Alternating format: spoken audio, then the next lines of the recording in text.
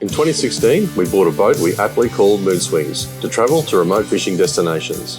Our travel plans were put on hold, however, when our online fishing business took off.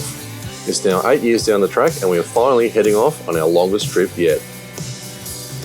Hi, I'm Ryan Moody, this is my wife Karen, our 2 sea dogs, my mate Everett, our friend PJ, and our fishing weapon, the Blue Boat. Departing from Cairns, join us on an eventful trip south with an unexpected ending.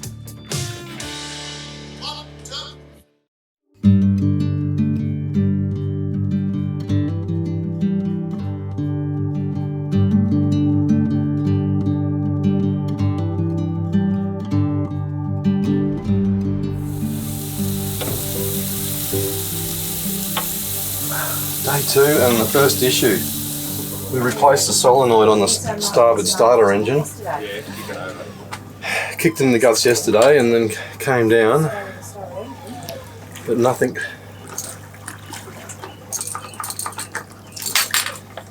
Dead.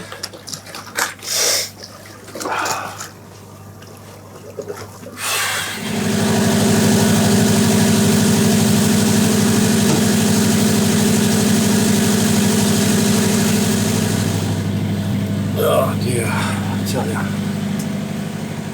I hate this bloke. Just throws shit at me constantly, eh? I'm over it, to be honest.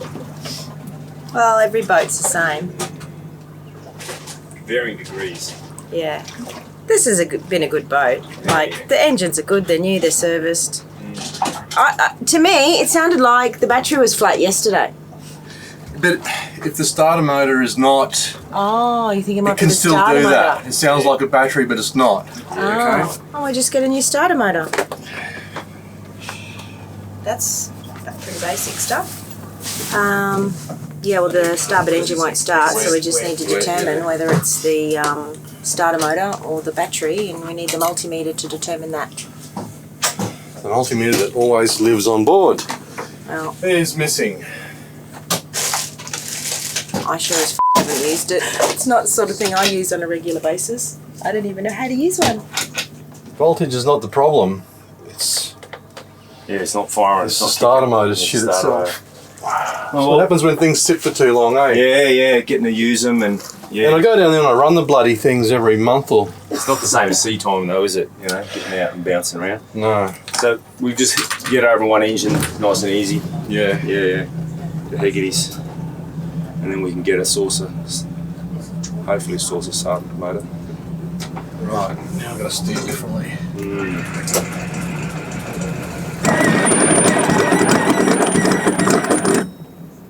Okay, ready to go. Yep. I just want to make sure his hands and everything Sure. Yeah, ready to go? Okay, yeah, Roger. Get away. The magic touch. But it does highlight there's an issue. But it's just Honey now. bunny, the boat doesn't like you because you're nasty to it. Now, it wasn't, no, you got voltage. You called it a horrible name. You touched And it. I love mood swings. Good, it's all yours. She loves me. Fine. Drive. I turned the key and the boat started. I fixed it. With love. And a little bit of us. Well, there's a problem there, so I'm going to have to go and check contacts and shit like that. Yeah. I fixed it with love. The feminine touch. Feminine. The girls are sticking together. The yin and the yang. You need Right? both. You need The girls both. are sticking together. Honey bunny. Far out. Right. Ooh. Am I game to touch these controls? You need to talk to her. We need to give you a moment up here to have. Very good bitch. No. She's beautiful. Oh, dearie me. Anyway, there's an issue and it's got to be sorted. Yeah. There's still something happening. I'll ring Dee shortly and we can see if she can send. What's his name? The mechanic at Cardinal? Ty. He might be busy. Oh, let me go and have a look at the contacts first. In case something... You can eliminate it yourself. Yeah. Could be just the screws coming under vibration that holds the... It's unlikely, but... So I've tried to get dressed now in my jammies 3 times. So I go down to my 4th time lucky. You know why it started? because I was down there looking at it in the eye. Not because of your magic touch. Oh. I was down there saying a few classic words at it. Yeah. Well, it's a combination. Yeah. The combo. The death stare and the feminine touch. Sometimes you gotta threaten things a little bit. Oh dear. Okay, we're at Hinchinbrook on our way south and might as well have a fish at one of my favourite old spots.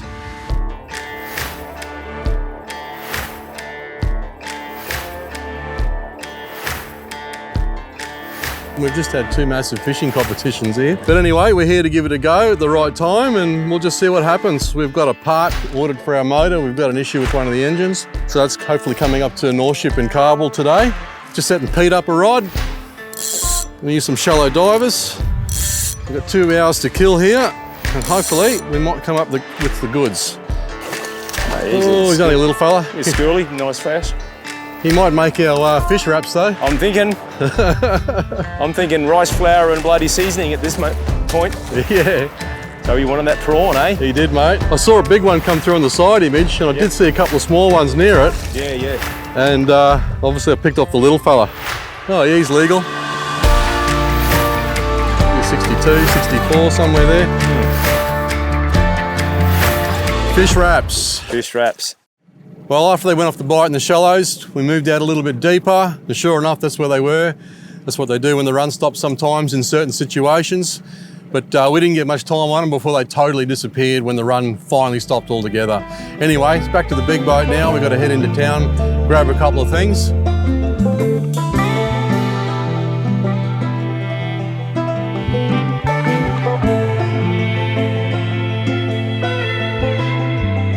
Good news. Dion from North Ship here in 𝗘𝗫𝗏𝗏 cannot fault ever the service from Dion. No, they're fantastic. She's got the part we need for the motor. It's being delivered to Tully. Ty, the mechanic's picking it up. He lives in Tully. He's bringing it back tomorrow and he's going to install it. So that's hopefully our motor problem solved. I can install it, but it's in a bloody tight spot. Yeah, it's all right. My back's And, bloody- just I mean, I taking can it- do it, but we might as well get him to do it. And we've got to pick up some bits and pieces that missed us when we left and have been sent to Cardwell, to Emma. So she's coming down and we'll do a tiny bit of shopping, take the dogs for a walk. So yeah. Sounds good. We might have another fishing session this afternoon. In the middle of a bloody heat wave at the moment. Gee, we know how to Yeah. pick it, don't we? No one wants to leave the air conditioning. Look, it's the end of the Well- barra season. There's not a boat in sight. Yeah. Not one all morning. Yeah. That's how hot it is. But we can have that barra for lunch when Yes, we come back. we'll come back The by barra barra you for just lunch. caught. Yeah.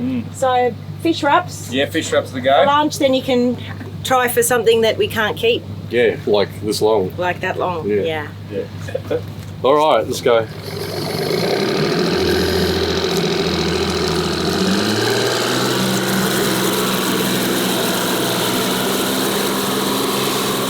Okay, Pete, house party for us. House party for us. Good shot for us for a little house party. Yeah, house party shots. Like milking a cow. Cheers.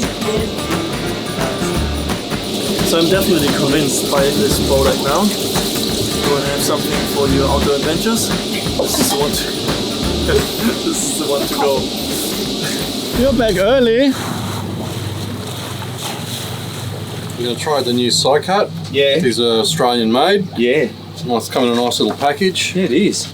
Skinning knife, a couple of different sorts of filleting knives. Good Steel. steel. Yeah. Yeah. In a nice pack and Australian made. Why not? Little- Support them. Great little knives. Yeah. Nice edges on them.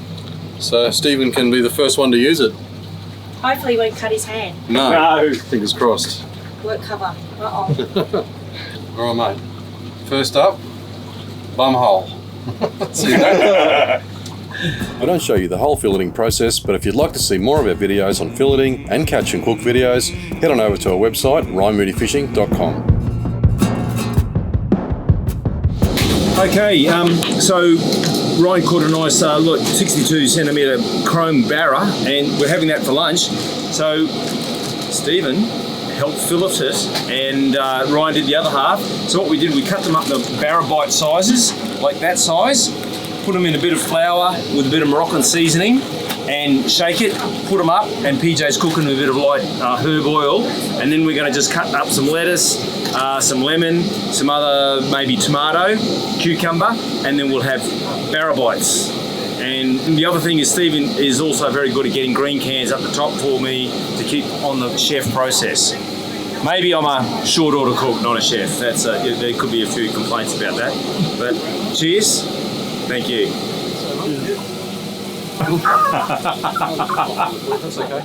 And you can see the Anvil Crest down there on the top of the storms, right down. They're just south of us, luckily, today. And tomorrow, they're expected to hit the entire coast. For today, from just south of Ingham right down to the Whitsundays, Mackay, they're all getting smashed. So, yeah, some decisions to make in the coming days, because the next 2 weeks, apparently, there's a lot more of these trough lines coming through with several storms, preceded by bad northwesterlies. So, some pretty horrible conditions for travelling and fishing in and going out wide on the reefs. But anyway, we're going to head off for a fish now and see if we can catch another barra. It's blowing pretty hard from the north on the corner over here where I want to go. But with the heat wave, we've been resting up for most of the day and just fishing in the morning and afternoon so far. So we'll head out now for a couple more hours.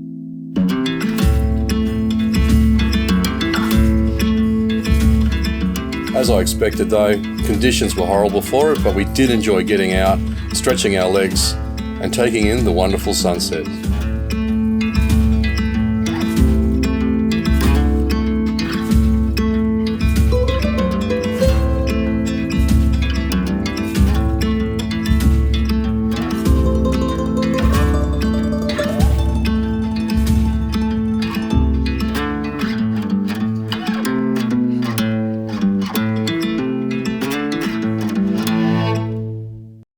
Join us in the next episode where we continue on our offshore adventure. In the meantime, for fishing tips, workshops and fish planter tuition, visit our free training page at ryanmoodifishing.com. There's a link to the gear and tackle we used on this trip below the video, and to follow along here for the rest of the trip, please like and subscribe, and we will catch you in the next episode.